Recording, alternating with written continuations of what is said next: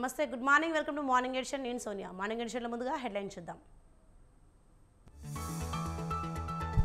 Hyderabad over toll టెండర్లపై CM serious. CBI విచారణకు రేవంత్ రెడ్డి ఆదేశం.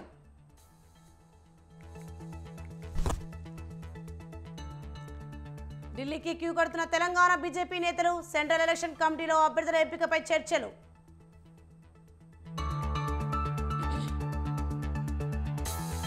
వైసీపీ 8వ జాబితాలో ట్విస్టులు.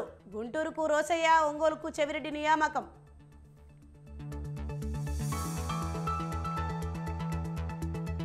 ఎనభై రోజుల్లోనే ఎమర్జెన్సీని గుర్తు చేస్తున్నారు. హామీలు అమలు చేయకపోతే చుక్కలు చూపిస్తామన్న బండి సంజయ్.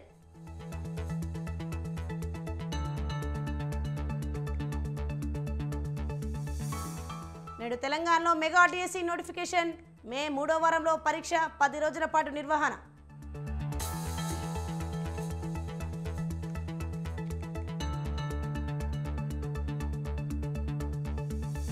హిమాచల్ ప్రదేశ్లో కొనసాగుతున్న రాజకీయ సంక్షోభం. బలపరీక్ష పెట్టాలంటూ గవర్నర్ను కోరిన బీజేపీ.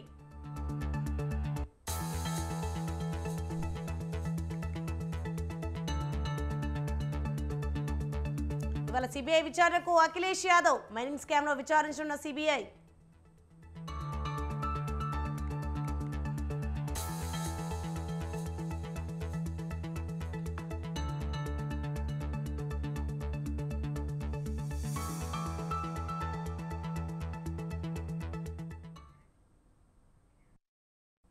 రైట్, డీటెయిల్స్ చూస్తే తెలంగాణలో ఉపాధ్యాయ పోస్టుల భర్తీ కోసం మెగా డిఎస్సి నోటిఫికేషన్ జారీకి రంగం సిద్ధమైంది. 11,062 పోస్టులతో కొత్త నోటిఫికేషన్ను ముఖ్యమంత్రి రేవంత్ రెడ్డి వాళ్ళ తన నివాసంలో విడుదల చేయనున్నారు. వీటిలో స్కూల్ అసిస్టెంట్ 2,629, భాషా పండితులు 727, పీఈటీలు 182, ఎస్డిటీలు 6,508, ప్రత్యేక కేటగిరీలో స్కూల్ అసిస్టెంట్లు 220, ఎస్డిటీలు 796 పోస్టులున్నాయి. దరఖాస్తుల గడువు, నియమ నిబంధనలు వెల్లడించనున్నారు. మే లేదా జూన్ నెలలో 10 రోజుల పాటు ఆన్లైన్ విధానంలో పరీక్ష నిర్వహించే అవకాశం ఉంది.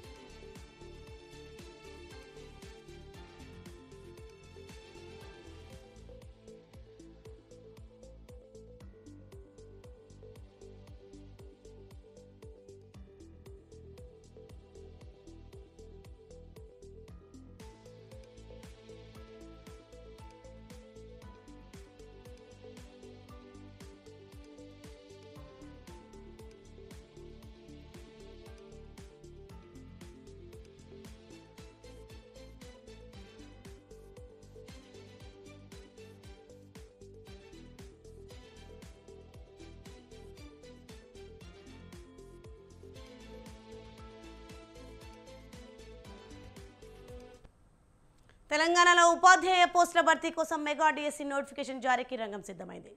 11,062 పోస్టులతో కొత్త నోటిఫికేషన్ను ముఖ్యమంత్రి రేవంత్ రెడ్డి ఇవాళ తన నివాసంలో విడుదల చేయనున్నారు. వీటిలో స్కూల్ అసిస్టెంట్ 2,629, భాషా పండితులు 727, పీఈటీలు 182, ఎస్డిటీలు 6,508, ప్రత్యేక కేటగిరీలో స్కూల్ అసిస్టెంట్లు 220, ఎస్డిటీలు 796 పోస్టులున్నాయి. దరఖాస్తుల గడువు, నియమ నిబంధనలు వెల్లడించనున్నారు. మే లేదా జూన్ నెలలో 10 రోజుల పాటు ఆన్లైన్ విధానంలో పరీక్షలు నిర్వహించే అవకాశం ఉంది.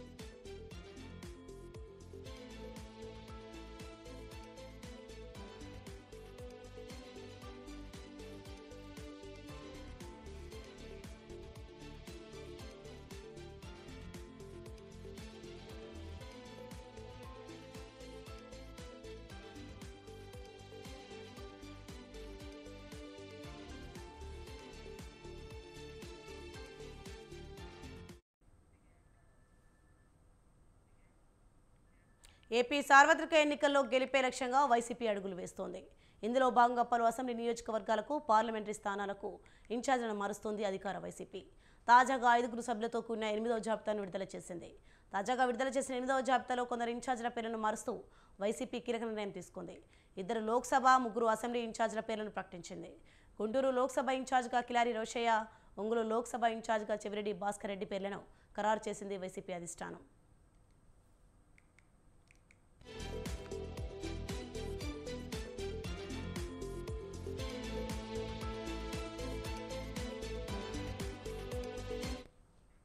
దాదాపు 60 మందికి పైగా నియోజకవర్గ ఇన్ఛార్జీల పేర్లను వెల్లడించిన వైసీపీ తాజాగా అసెంబ్లీ పార్లమెంట్ స్థానాలకు ఇన్ఛార్జీలను ప్రకటిస్తూ 8వ జాబితాను ప్రకటించింది. కిలారి రోషయ్య సిట్టింగ్ ఎమ్మెల్యేగా ఉన్న అంబటి మురళిని పొన్నూరు అసెంబ్లీ నియోజకవర్గ ఇన్ఛార్జిగా నియమించింది. కందుకూరు అసెంబ్లీ నియోజకవర్గ ఇన్ఛార్జిగా బుర్రా మసూదన్ యాదవ్ పేరును ఖరారు చేసింది.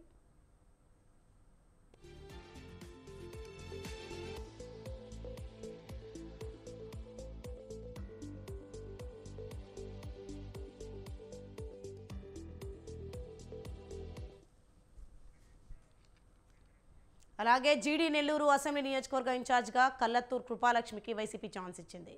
ఇటీవలే గుంటూరు ఎంపీగా ఉమారెడ్డి వెంకటరమణను ప్రకటించగా ఆయన స్థానంలో అదే కుటుంబానికి చెందిన రోషయ్యను అభ్యర్థిగా ప్రకటించారు.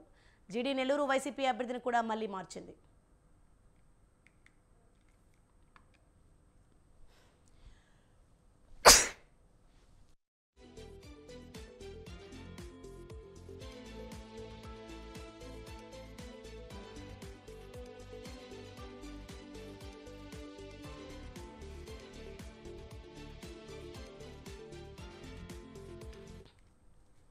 జీడీ నెల్లూరు సిట్టింగ్ ఎమ్మెల్యేగా ఉన్న డిప్యూటీ సీఎం నారాయణస్వామిని చిత్తూరు పార్లమెంట్కు మార్చారు.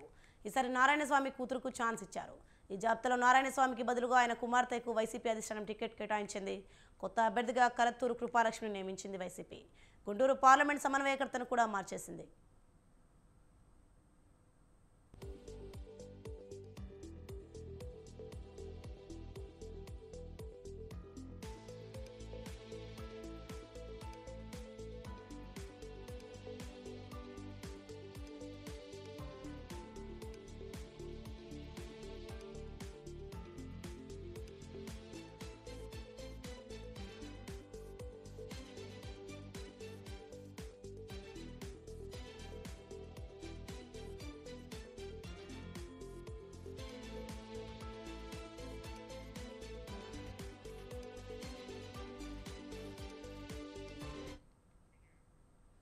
ఎన్నికల షెడ్యూల్ కన్నా ముందే అభ్యర్థుల ఎంపికకు సంబంధించిన కసరత్తును బీజేపీ అగ్రనాయకత్వం ప్రారంభించింది.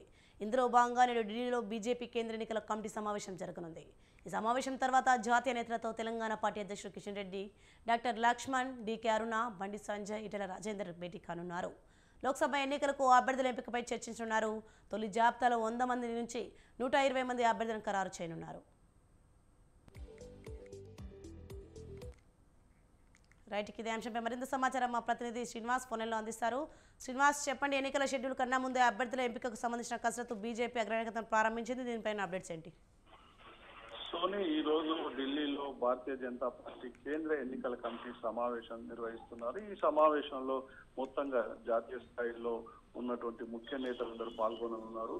ప్రధానంగా రానున్న పార్లమెంట్ ఎన్నికల్లో అభ్యర్థుల ఖరారుపై చర్చించి దాదాపుగా 110 మంది అభ్యర్థులతో కూడిన జాబితాను కూడా పార్లమెంట్ కమిటీకి అందజేసే అవకాశం ఉంది. పార్లమెంట్ కమిటీ ఆమోదం తర్వాత ఈ అభ్యర్థుల జాబితాను ప్రకటించే అవకాశం ఉంది. అందులో భాగంగా ముఖ్యంగా తెలంగాణకు 10 మంది అభ్యర్థుల పేర్లను కూడా ఖరారు చేసే అవకాశం ఉందని చెప్పవచ్చు. ఈ సమావేశం అనంతరం ముఖ్య నేతలతో, అంటే అమిత్ షా కావచ్చు, జేపీ నడ్డా, ఇతర నేతలతో తెలంగాణకు చెందినటువంటి నేతలు కేంద్ర మంత్రి Kishan Reddy, parliament committee member, ఎన్నికల కమిటీ మెంబరు డాక్టర్ లక్ష్మణ్, అదేవిధంగా జాతీయ ఉపాధ్యక్షురాలు డీకే అరుణ, ఈటెల రాజేందర్ భేటీ కానున్నారు. తెలంగాణకు సంబంధించినటువంటి అభ్యర్థుల ఖరారు విషయంగా చర్చించనున్నారు. ఇప్పటికే దాదాపు సిట్టింగ్ ఎంపీలకు అభ్యర్థం ఖరారైనా కూడా ఇప్పటి వరకు అధికారికంగా ప్రకటించలేదు. అయితే ఆదిలాబాద్ విషయంలో కొంత అనుమానాలు వ్యక్తం చేస్తున్నారు. సిట్టింగ్ ఎంపీ సోయం బాబురావుకు టికెట్ వస్తుందా రాదా అన్నటువంటి విషయం మీద ఇటు పార్టీలో అయోమయం ఉంది. అక్కడ నుండి కొత్త అభ్యర్థిని పోటీకి దింపాలన్నటువంటి విషయం కూడా ఉంది. అదేవిధంగా మల్కాజిగిరికి చాలా మంది పోటీ పడుతున్నారు. ఈ విషయం మీద కూడా జాతీయ నేతలతో చర్చించి ఒక అభ్యర్థిని పేరు మాత్రం ఖరారు చేసే అవకాశం ఉందని చెప్పు. ఇక్కడ ఈటెల రాజేందర్, మురళీధరరావుతో పాటు చాలా మంది అభ్యర్థులు ఈ మల్కాజ్గిరి నుండి పోటీ పడుతున్నారు. అదే విధంగా మహబూబ్ నగర్ నుండి కూడా ఇటు డీకే అర్ణ, అదే విధంగా మాజీ పార్లమెంట్ సభ్యుడు ఏపీ జితేందర్ కూడా పోటీ పడుతున్నారు. ఇలాంటి టికెట్ల విషయంలో జాతీయ నేతలతో తెలంగాణ నేతలు చర్చించి ఈ జాబితాలో విడుదల చేసే అవకాశం ఉందని చెప్పవచ్చు. ప్రధానంగా ఈ రోజు తెలంగాణకు సంబంధించినటువంటి 10 మంది అభ్యర్థుల పేర్లు ప్రకటించే అవకాశం ఉంది. అదేవిధంగా ప్రధానంగా దక్షిణ భారతదేశంలో కూడా ఇటు కర్ణాటక, ఇటు ఆంధ్రప్రదేశ్, అదే విధంగా కేరళ లాంటి రాష్ట్రాల్లో కూడా అభ్యర్థుల పేర్లు ఖరారు చేసే అవకాశం ఉంది. ప్రధానంగా బలహీనంగా ఉండి గత ఎన్నికల్లో పోటీ చేసినటువంటి ఓడిపోయినటువంటి అభ్యర్థుల జాబితాల్లో ఎందుకు ఓడిపోయామో, ఆ పార్టీ ఎందుకు ఆ ఓటింగ్ శాతాన్ని పెంచుకోలేకపోయింది అనేటువంటి అంశాన్ని చర్చించడంతో పాటు ఈసారి పార్టీ బలహీనంగా ఉన్నటువంటి ప్రాంతాల్లో ముందు వాళ్ళ పేర్లను షెడ్యూల్ కంటే ముందు ప్రకటించే అవకాశం ఉంది. అందులో భాగంగానే ఈ రోజు కమిటీ నిర్ణయించినటువంటి జాబితా పార్లమెంట్ కమిటీ ఆమోదం తర్వాత ప్రకటించే అవకాశం ఉందని చెప్పవచ్చు. Soni, thank you Srinivas.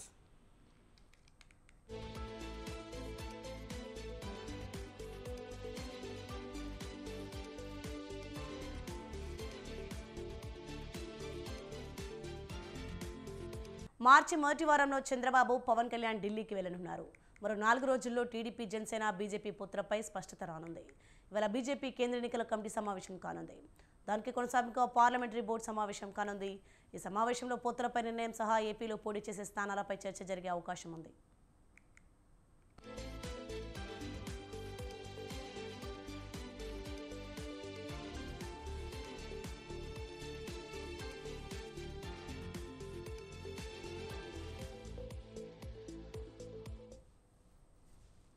ఏపీలో 6 నుంచి 8 ఎంపీ స్థానాలను ఆశిస్తోంది బీజేపీ. అరకు, రాజమండ్రి, నరసాపురం, ఏలూరు, ఒంగోలు, తిరుపతి, రాజంపేట, హిందూపురం లోక్సభ స్థానాలపై బీజేపీ ఫోకస్ పెట్టింది. ప్రధాని మోదీ తెలంగాణ పర్యటనకు ముందే పొత్తులపై స్పష్టత వచ్చే అవకాశం ఉంది.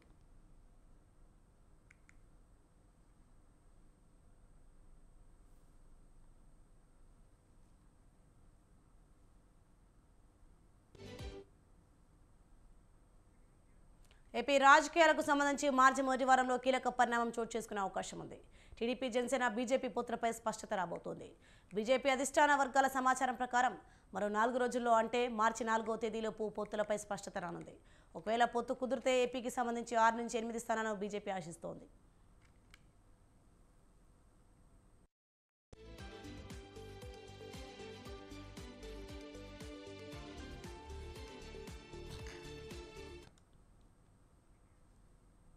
హామీలను అడిగితే తల్లిని అడ్డు పెట్టుకుని నిందలేస్తారా అంటూ ఫైర్ అయ్యారు బీజేపీ ఎంపీ బండి సంజయ్. రాముడి జన్మస్థలంపై తాను మాట్లాడితే రాజకీయం చేస్తారా అని నిలదీశారు. మంత్రి పొన్నం ప్రభాకర్ వ్యాఖ్యలు ఆయన విజ్ఞతకే వదిలేస్తానని చెప్పారు. ఎమర్జెన్సీ రోజులను గుర్తు చేస్తుందని మండిపడ్డారు. తనను టచ్ చేశారు కాబట్టి ఇకపై తెలంగాణ అంతా తిరుగుతానని బండి సంజయ్ స్పష్టం చేశారు. మాట్లాడేది అభివృద్ధి గురించి మాట్లాడుతున్నా. ఇక అభివృద్ధి గురించి మాట్లాడితే నేను ఏదో వాళ్ళ అమ్మనో నేను అన్నా అని చెప్పి ఇప్పుడు రాముడు గీనే పుట్టిన గ్యారెంటీ ఏంది అని కాంగ్రెస్ వాళ్ళు అంటారు అక్క. ఇంకా అయోధ్యలో రాముడు పుట్టిన గ్యారెంటీ ఏంది, బీజేపీలకే పని లేదంటాడు. రాముడు అయోధ్యలో పుట్టిండా లేదక్క. నేను దాన్ని ప్రశ్నించిన, తెలంగాణ మొత్తం తిరిగినా అంతటా అదే మాట్లాడినా ఎవరైనా వచ్చా ఎవరు అడగలే. ఇక్కడ పెద్ద మనిషి ఉన్నాడు, ఆయనే నేను వాళ్ళ అమ్మని అన్నా అని చెప్పి ఏదో తప్పుడు చేసి వాళ్ళ అమ్మని అడ్డం పెట్టుకొని రాజకీయం చేస్తానని. నేను ఇప్పటికైనా చెప్తున్నా, నువ్వు మీ అమ్మని పెట్టుకొని రాజకీయం చేస్తే నాకేం అభ్యంతరం లేదు. అది నీ విజ్ఞతకే వదిలేస్తున్నా. నీ విజ్ఞత లేకుండా నువ్వు మాట్లాడితే ప్రజలు నీ విజ్ఞత గురించి ఆలోచిస్తారు. ఏం చేస్తావు బండి సంజయ్ అంటున్నాడు పెద్ద మనిషి. Hyderabad outer ring road toll tax వసూలు టెండర్లో జరిగిన అవకతవకలపై సమగ్ర విచారణ చేపట్టాలని సీఎం రేవంత్ రెడ్డి అధికారులను ఆదేశించారు. హెచ్ఎండీఏపై సచివాలయంలో ఉన్నత స్థాయి సమీక్షలో ఆయన ఈ మేరకు అధికారులను ఆదేశించారు. ప్రభుత్వానికి రావాల్సిన భారీ ఆదాయానికి గండిపడేలా తక్కువ మొత్తానికి టెండర్లు కట్టబెట్టిన తీరుపై ఆగ్రహం వ్యక్తం చేశారు. కనీస ధర నిర్ణయించకుండా టెండర్లు ఎలా పిలిచారని అధికారులను ప్రశ్నించారు. అందులో ఎవరెవరి ప్రమేయం ఉంది, ఏ సంస్థలున్నాయి, బాధ్యులెవరు, అన్ని కోణాల్లో దర్యాప్తు చేయాలన్నారు.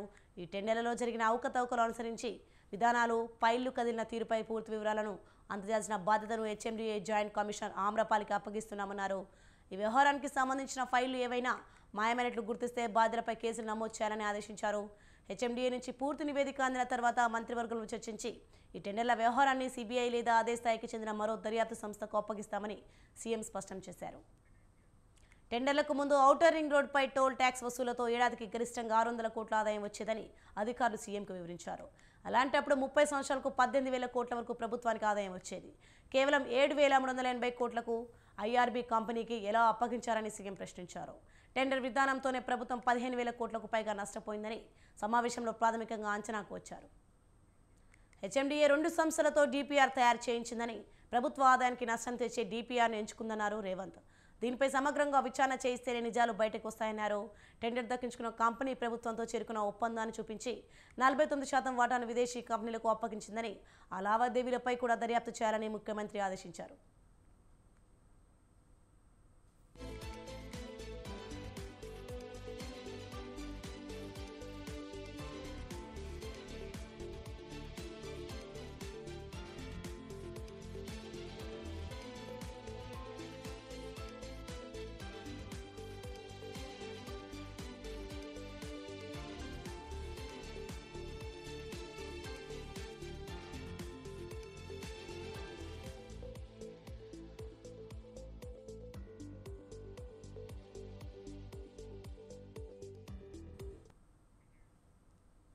తెలంగాణలో చర్చిల ఆస్తులకు రక్షణ కల్పిస్తామని, కొత్త వాటి నిర్మాణానికి అనుమతులు సులభతరం చేస్తామని సీఎం రేవంత్ రెడ్డి తెలిపారు. క్రైస్తవులందరికీ ప్రభుత్వం అండగా ఉంటుందని ప్రకటించారు. తెలంగాణలోని అన్ని వర్గాల ప్రజల సహకారంతో ప్రజాప్రభుత్వం ఏర్పడిందని, తమ హయాంలో మతపరమైన స్వేచ్ఛ ఉంటుందని స్పష్టం చేశారు. తెలంగాణ తరహాలో కేంద్రంలోనూ లౌకిక ప్రభుత్వం ఏర్పాటుకు సహకరించాలని క్రైస్తవ సంఘాలను కోరారు. 2014-19 ఎన్నికల్లో గెలిచిన ఎంపీ సీట్లతో కేసీఆర్, నరేంద్ర మోదీ తీసుకొచ్చిన ఆర్టికల్ 370 రద్దు, జీఎస్టీ నోట్ల ఉపసంహరణ, రైతు వ్యతిరేక బిల్లులకు మద్దతు ఇచ్చారన్నారు. నిన్న సచివాలయంలో Medak diocese bishop Padmarao, reverend John George, doctor PMJ Kumar, Shyam Abraham, Anil థామస్తో పాటు వివిధ చర్చిలకు చెందిన క్రైస్తవ సంఘాల ప్రతినిధులు సీఎం రేవంత్ రెడ్డిని కలిశారు. ఈ సందర్భంగా చర్చి ఆస్తుల ఆక్రమణలతో పాటు క్రైస్తవులు ఎదుర్కొంటున్న సమస్యలను వివరించారు. త్వరలోనే సీఎం హోదాలో మెదక్ చర్చిని సందర్శిస్తానని వారికి రేవంత్ రెడ్డి హామీ ఇచ్చారు. 2014 తర్వాత దేశంలో నరేంద్ర మోదీ, రాష్ట్రంలో కేసీఆర్ ప్రభుత్వాలు ఏర్పడ్డాక భయానక పరిస్థితులు నెలకొన్నాయన్నారు. గతంలో అల్లర్లు, ఘర్షణలు జరిగితే పాలకులు అంచివేసేవారని, కానీ ప్రస్తుతం పాలకులుగా ఉన్నవారే ఘర్షణలకు కారణమవుతున్నారని చెప్పారు. రాహుల్ అనుకుంటే యూపీఏ 10 ఏళ్ల పాలనలో పీఎం అయ్యేవారన్నారు రేవంత్. ఏ రోజు పదవి కోసం ఆశపడకుండా ప్రజలను కలిపి ఉంచడమే లక్ష్యంగా వ్యవహరించారని గుర్తు చేశారు. ప్రజల మధ్య ద్వేషాన్ని రూపుమాపి ప్రేమను పెంచేందుకు భారత్ జోడో యాత్ర చేపట్టారని అన్నారు. రాహుల్ను ప్రధాని చేసేందుకు ప్రతి ఒక్కరూ మద్దతు తెలపాలని సీఎం రేవంత్ కోరారు.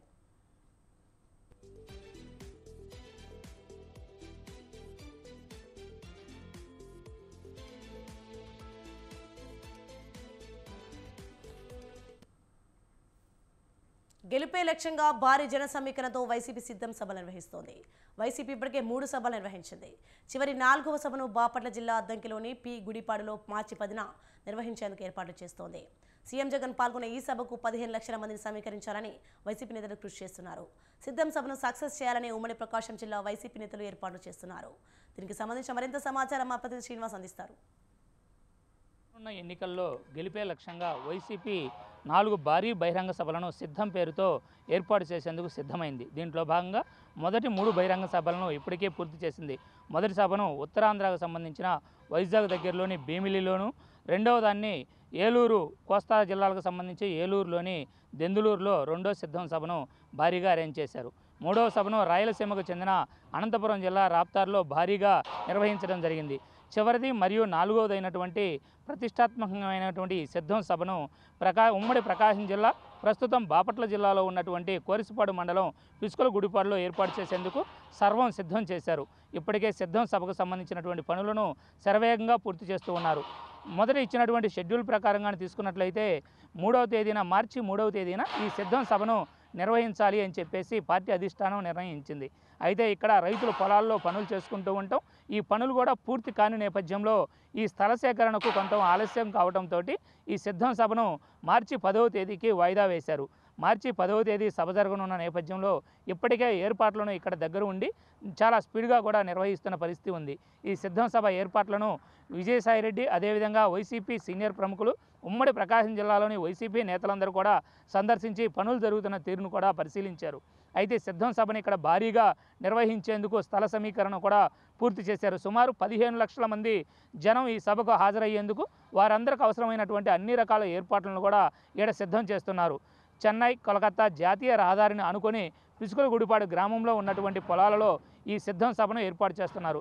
దాదాపు 20 నుంచి 40 నియోజకవర్గాలకు సంబంధించి 15 లక్షల మంది జన సమీకరణతోటి ఈ సభను భారీ స్థాయిలో నా భూతో నా భవిష్యత్ అన్న రీతిలో నిర్వహించాలని చెప్పి వైసీపీ నేతలు ఇప్పటికే తీర్మానం చేసుకొని దానికి తగిన విధంగా కూడా ఇక్కడ కార్యక్రమాలను నిర్వహిస్తూ ఉన్నారు.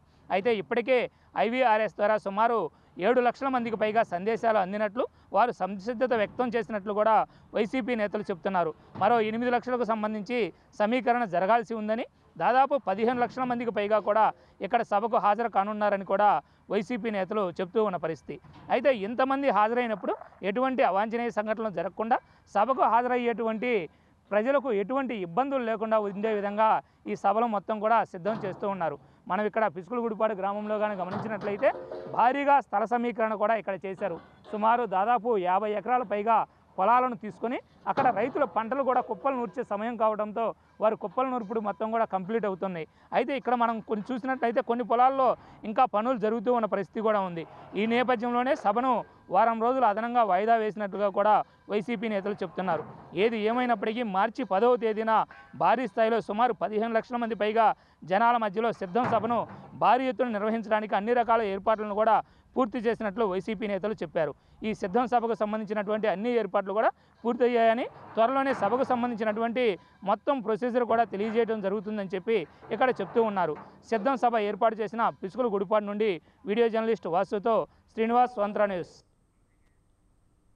ఢిల్లీ లిక్కర్ కేసుకు సంబంధించి బీఆర్ఎస్ ఎమ్మెల్సీ కల్వకుంట్ల కవిత వేసిన పిటిషన్పై సుప్రీంకోర్టులో విచారణ మరోసారి వాయిదా పడింది. మహిళలను దర్యాప్తు సంస్థలు ఇంట్లోనే విచారించాలనే అంశంపై కవిత దాఖలు చేసిన పిటిషన్పై విచారణను సుప్రీంకోర్టు మార్చి 13కు వాయిదా వేసింది. అయితే కోర్టు సమయం ముగియడంతో తదుపరి విచారణను త్వరగా జరపాలని కవిత తరపు న్యాయవాది కపిల్ సిబల్ కోర్టుకు విజ్ఞప్తి చేశారు.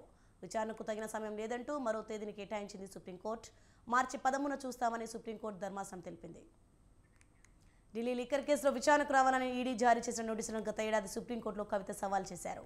అలాగే తన పిటిషన్కు నళిని చిదంబరం, అభిషేక్ బెనర్జీ కేసులను కలిపి విచారించాలని ఆమె కోరారు. అయితే పిటిషనర్ అభ్యర్థన తోసిపుచ్చిన ధర్మాసనం పిటిషన్పై విడివిడిగానే విచారణ చేపట్టనున్నట్లు గత విచారణలో స్పష్టం చేసింది. 3 కేసులు వేర్వేరు అని కలిపి విచారణ చేయడం సబబు కాదని సుప్రీం ధర్మాసనం అభిప్రాయపడింది.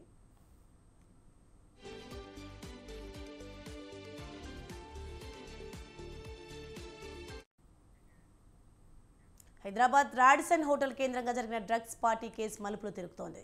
ఇప్పటికే కొందరు సినీ రాజకీయ ప్రముఖుల పేర్లు బయటకు రాగా మరికొందరి పాత్ర వెలుగులోకి వస్తుంది. ఇప్పటికే అరెస్ట్ అయిన నిందితులు ఫోన్ డేటా లావాదేవీల ఆధారంగా పోలీసులు కొంతమంది వివరాలు సేకరించినట్టు తెలిసింది. ఈ కేసులో ప్రధాన నిందితుడు గజ్జల వివేకానంద్కు డ్రగ్స్ సరఫరా చేసిన సయ్యద్ అబ్బాస్ అలీ జాఫ్రీని గచ్చిబౌలి పోలీసులు ఇప్పటికే అరెస్ట్ చేశారు. నిన్న వివేకానంద్ డ్రైవర్ ప్రవీణ్ను సైతం అదుపులోకి తీసుకున్నారు. అబ్బాస్ వివిధ మార్గాల్లో కోకైన్ తెచ్చి డ్రైవర్ ప్రవీణ్కు ఇస్తున్నట్లు విచారణలో తేలింది. ఆ తర్వాత ప్రవీణ్ వివేకానంద్కు అందిస్తున్నాడు. ప్రవీణ్, అబ్బాస్ల మధ్య నగదు లావాదేవీలను పోలీసులు గుర్తించారు. పరారీలో ఉన్న రఘుచరణ్, సందీప్, నీల్, శ్వేత, యూట్యూబర్ లిషి తదితరులు ఆచూకీ దొరకలేదు. డ్రగ్స్ పార్టీకి సినీ దర్శకుడు క్రిష్ హాజరైనట్లు దర్యాప్తులో తేవడంతో పోలీసులు ఆయనను విచారణకు పిలిచారు. రేపు వస్తానని సమాచారం ఇచ్చినట్టు తెలిసింది. దర్యాప్తులో వెల్లడైన అంశాల ప్రకారం వివేకానంద్ వారాంతాల్లో హోటల్కు వచ్చేవాడని, తన స్నేహితులతో పార్టీ నిర్వహించేవాడని తెలిపింది. ఈ కేసులో మరింత మంది ప్రమేయం ఉన్నట్లు భావించి దర్యాప్తు ముమ్మరం చేసిన పోలీసులకు అనేక సవాళ్లు ఎదురవుతున్నాయి. రాడిసన్ హోటల్లో మొత్తం 200 కెమెరాలుండగా 20 మాత్రమే పనిచేస్తున్నట్లు తెలిసింది. ప్రధాన నిందితుడు గజ్జల వివేకానంద్ తరచూ నిర్వహించే డ్రగ్స్ పార్టీలకు అతని స్నేహితులు, సినీ వ్యాపార ప్రముఖులు హాజరవుతున్నట్లుగా ప్రాథమికంగానే గుర్తించారు. ఎవరెవరు వస్తున్నారనే సమాచారం సేకరించేందుకు ప్రయత్నిస్తున్న క్రమంలో సీసీ కెమెరాలు పనిచేయకపోవడం సవాల్గా మారుతోంది. ముఖ్యంగా పార్టీలు నిర్వహించిన 1200, 1204 గదుల సమీపంలోని కెమెరాలు పనిచేయడం లేదని ఓ అధికారి తెలిపింది.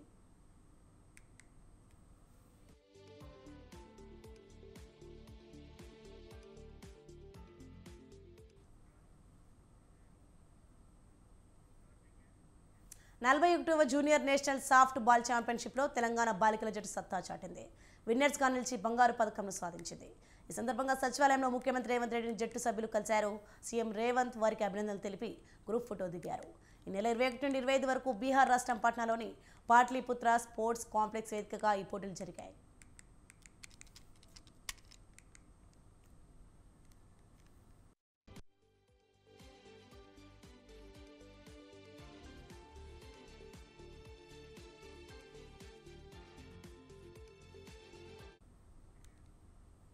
అక్రమ మైనింగ్ కేసులో ఉత్తరప్రదేశ్ మాజీ ముఖ్యమంత్రి అఖిలేష్ యాదవ్ను ఇవాళ సిబిఐ విచారించనుంది.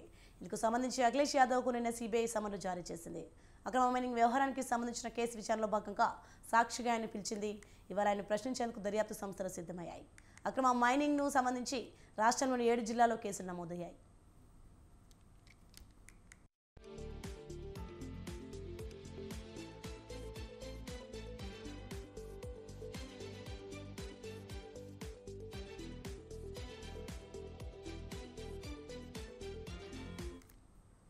రెండు 2012 నుంచి 2016 మధ్యకాలంలో నిబంధనలను ఉల్లంఘించి అధికారులు ఘట్టాలను కేటాయించారనే ఆరోపణలు ఉన్నాయి. ఈ క్రమంలోనే సిబిఐ దర్యాప్తు జరుపుతోంది. అఖిలేష్ 2012 నుంచి 2017 మధ్యకాలంలో ఉత్తరప్రదేశ్ ముఖ్యమంత్రిగా పనిచేశారు. 2012-13లో మైనింగ్ మంత్రిత్వ శాఖ బాధ్యతలు పర్యవేక్షించారు. ఈ నేపథ్యంలో సిబిఐ ఆయనను విచారించేందుకు సిద్ధమైంది.